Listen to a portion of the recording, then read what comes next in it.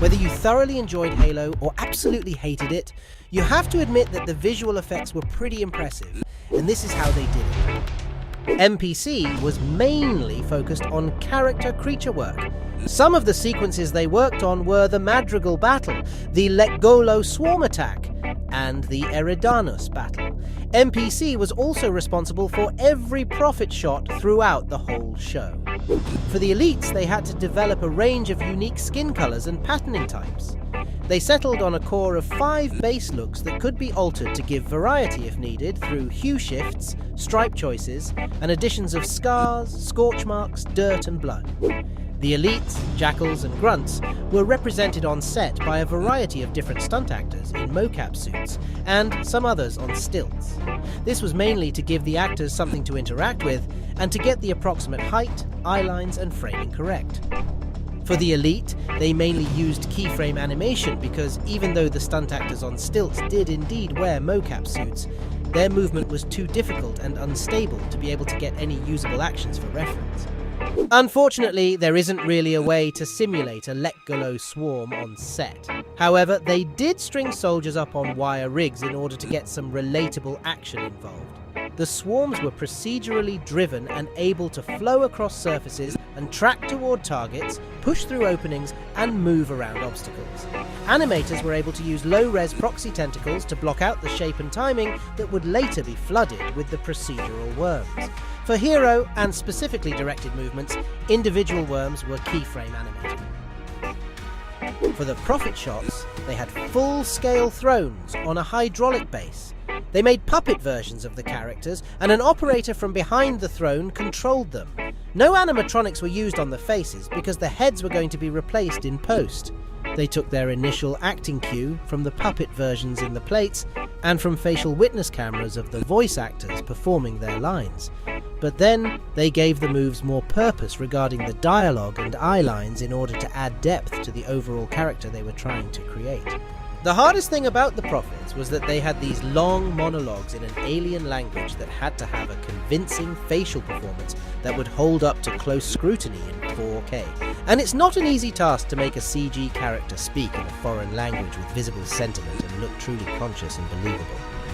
Pixomondo used real-world photography and designs from the games and the art department as reference material for the Reach City environment.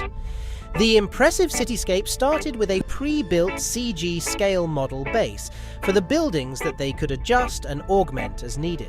Scale was the key to this approach because by designing the assets within the city to scale, from the city blocks all the way down to cars on the roads and boats in the water, it was possible to move the camera from super wide shots down to tight looks at specific areas. Components could then be swapped from background to hero resolution based on the camera's proximity. The Reach City environment had major hero buildings, and the rest of the building blocks were generated procedurally in Houdini. Pixomondo was also responsible for several different alien species from Covenant: the jackals, grunts, brutes, and atriocs. Although the characters are all based on their essential looks from the games, they were completely redesigned to make them more realistic and engaging in the shots. Because these characters are warriors, and this story was unlikely to be their first time in battle, whilst making the characters, they focused on wear and tear and realistic damage on the armour and weapons. Also, the colour palette from the game, like most games, is very vibrant and uses a lot of saturated colours, so they tried to maintain the main colour tones, whilst reducing their vibrant nature to bring them closer to a real-world colour palette. Pixomondo used both keyframing and motion capture to animate the characters, depending on what was happening in the shots and the style of motion required. All the action was designed to look and feel like the game. The POV shots were designed to give the audience a reminiscent view of what it was like to play the game. The frantic camera moves and close combat shots made the viewer feel immersed in the action. The helmet edges framed the view, the visor and graphics were added to support the scene, and the mini-maps and ammo counters were animated to match the events happening all around the viewer.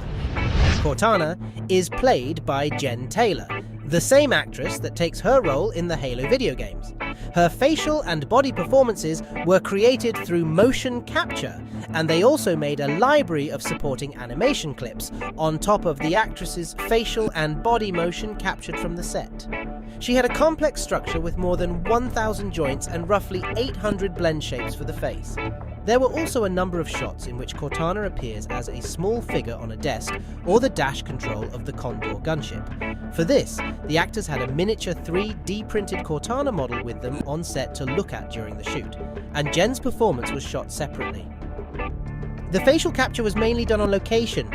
This data was used as a performance base, and the audio from that capture was used directly in the episodes. Jen and Cortana's facial features are actually quite different, so the captures had to be adjusted to bring the sentiment and emotion from Jen's performance to Cortana's face. Rodeo FX were tasked with creating environments that were going to surround the characters throughout the entire season. This included the deserted and derelict Eridanus II, the mining colony of Rubble City, Oban, the waste salvage colony, the Madrigal Outpost, and High Charity. The Madrigal Outpost was a combination of both plate photography shot on location in Ontario, Canada, and CG elements. And all the action sequences, pyro elements, and stunt and wire work for the battle were also shot in that location.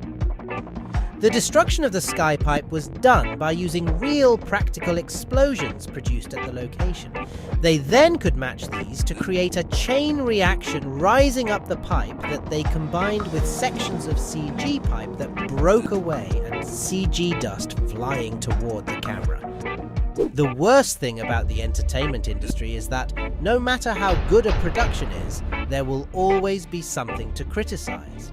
But the best thing about it is that no matter how bad a production is, there is also always something to appreciate.